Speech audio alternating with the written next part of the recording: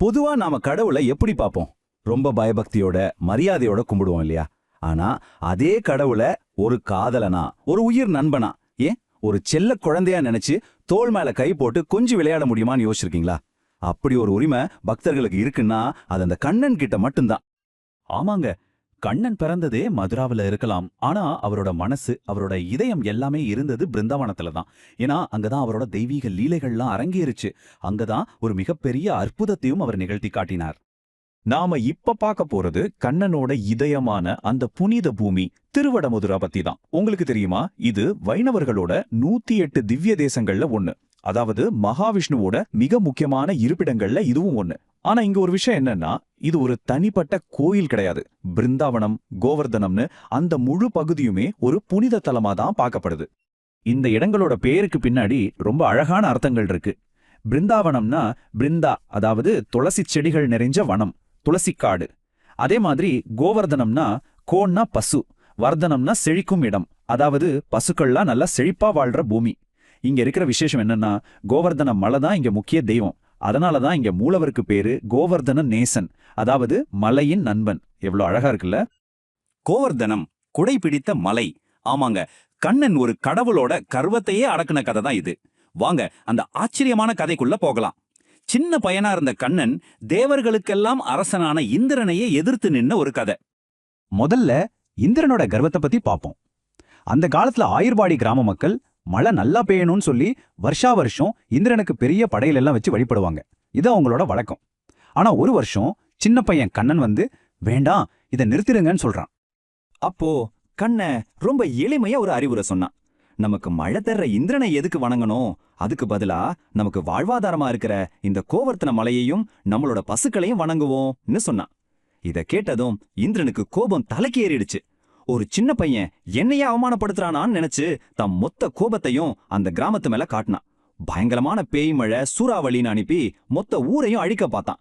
ஊரே வெள்ளத்துல மூழ்க மக்கள் எல்லாரும் கண்ணனை தேடி ஓடி வந்து தஞ்சம் கேட்டாங்க. அப்போதான் அந்த அற்புதம் நடந்துச்சு. சரியா 7 நாட்கள். யோசிச்சு பாருங்க, கண்ணன் என்ன செஞ்சானு தெரியுமா?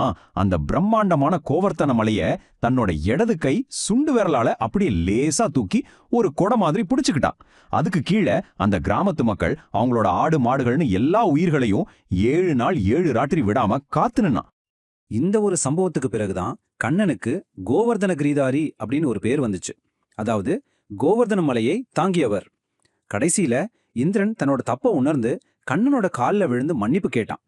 இந்த ஒரு நிகழ்வு கண்ணன் யாருங்கிறத இந்த உலகத்துக்கே நிரூபிச்சது. உயிருள்ள தெய்வம். ஆமா, ஒரு அற்புதம் நடந்த இடம் எப்படி வழிபாட்டுக்குரிய இடமா மாறுச்சுன்னு பார்க்கலாம். சரி, நாம கேட்டது புராண கதை. ஆனா அதோட தாக்கம் இன்னைக்கும் கோவர்தன மலையில ரொம்ப உயிர் போட இருக்கு. அதை பத்தி தான் இப்ப நாம பார்க்க போறோம்.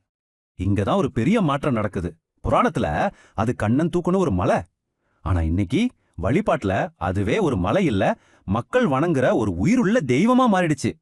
வெறும் ஒரு இடங்கிற நிலையில இருந்து அதுவே கடவுளா பார்க்கப்படுது. இந்த பக்திக்கு ஒரு சிறந்த உதாரணம் தான் பரிக்ரமா. நாம திருவங்காமலையில கிரிவலம் போற மாதிரி இங்க கோவர்த்தன மலையை சுற்றி வர்றது. இது மொத்தம் 21 கிலோமீட்டர் தூரம். முக்கியமான விஷயம் என்னன்னா, யாருமே மலையில கால் வைக்க மாட்டாங்க. ஏன்னா அதுவே தெய்வம். சிலர் வெறுங்காலோட நடப்பாங்க, இன்னும் சிலர் தரையில விழுந்து வணங்கியபடியே, அதாவது அங்க பிரதட்சணம் செஞ்சே இந்த 21 கிலோமீட்டரையும் கடப்பாங்க. நினைச்சு பாருங்க, வழியில தாங்காட்டி கோயில், மான்சிங்கங்கா குளம்னு நிறைய புனித இடங்கள் இருக்கு. போற வழியில மலையில இருக்கிற ஒவ்வொரு கல்லுக்கும் பால் ஊத்தி பூக்கள் வச்சு வழிபடுறதெல்லாம் பார்க்கும்போது அந்த பயணம் வெறும் நடைப்பயணம் இல்ல, அதுவே ஒரு பிரார்த்தனைன்னு புரியும். அடுத்ததான் நம்ம பார்க்க போற இடம் பிருந்தாவனத்துல இருக்கிற மர்மமான நிதிவனம். இரவான போதும் இங்க ரகசியங்கள் பாதுகாக்கப்படும் சொல்றாங்க. இது வெறும் நம்பிக்கைகள் மட்டும் இல்ல, நிறைய மர்மங்களும் நிறைஞ்ச ஒரு புனிதமான தோப்பு. இருட்டிடுச்சுன்னா நிதிவனத்துல அப்படி என்னதான் நடக்கும்? இதுதான் எல்லாரும் மனசுலயும் இருக்கிற கேள்வி. இங்க இருக்கிற அசைக்க முடியாத நம்பிக்கை என்னன்னா, ஒவ்வொரு ராத்திரியும் கண்ணனும் ராதையும் இங்க வந்து அவங்களோட தெய்வீக நடனமான ராசலீலையை நிகழ்த்துறாங்க அப்படின்னு தான். அதனால நிதிவனத்துல சில கடுமையான விதிகள் இருக்கு. சாயங்காலம் 5 மணிக்கு மேல யாருமே உள்ள இருக்கக்கூடாது. மனுஷங்க மட்டும் இல்ல, அங்க இருக்கிற பறவைகள், குரங்குகள் கூட இருட்டுறதுக்குள்ள அந்த இடத்தை விட்டு வெளியே போயிடணும்னு சொல்றாங்க. மீறி யாராவது ராத்திரி அங்க ஒளிஞ்சிருந்து என்ன நடக்குதுன்னு பார்க்க முயற்சி செஞ்சா அவங்களுக்கு மனநல பாதிக்கப்படும், இல்லனா மரணமே கூட சம்பவிக்கும்னு ஒரு வலுவான நம்பிக்கை இருக்கு. அங்க இருக்கிற மரங்களை கூட பாருங்களேன், எல்லாம் ஒன்னோட ஒண்ணு பின்னி பிணைஞ்சு வளைஞ்சு நெளிஞ்சு ரொம்ப விசித்திரமா இருக்கும். ஏன்னா அந்த மரங்கள் எல்லாமே கோபிகளனோட மறு அவதாரம்னு மக்கள் நம்புறாங்க.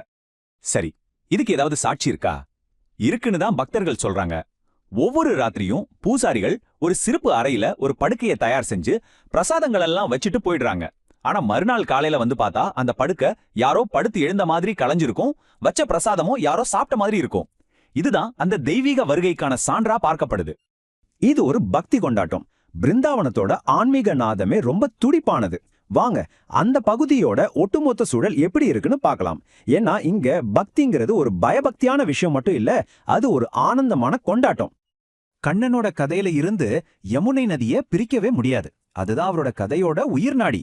குறிப்பா கேசிங்கிற குதிரை வடிவ அசுரனை கண்ணன் வதம் செஞ்ச இடமான கேசி காட்ல ஒவ்வொரு சாயங்காலமும் யமுனைக்கு நடக்கிற ஆரத்திய பார்க்கணுமே, அவ்வளோ அழகா இருக்கும். யமுனை இல்லாம கண்ணனோட கதை முழுமையா அடையாது. நீங்க பிருந்தாவனத்துக்குள்ள நுழைஞ்சாலே போதும், உங்க காதுல விழுகிற ஒரே சத்தம் இதுவாதான் இருக்கும். ராதே ராதே. ஆமா, அங்க காத்துல கூட இந்த மந்திரம்தான் கலந்துருக்கும்.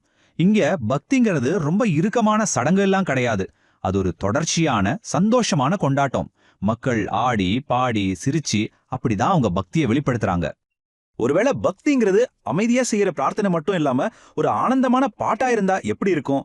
பிருந்தாவனம் நமக்கு கத்துக் கொடுக்கிற பாடம் இதுவா தான் இருக்கும்னு தோணுது. பக்திக்கு பல வடிவங்கள் உண்டு. சில சமயம் அது ஒரு சந்தோஷமான பாடலாகவும் இருக்கலாம் இல்லையா?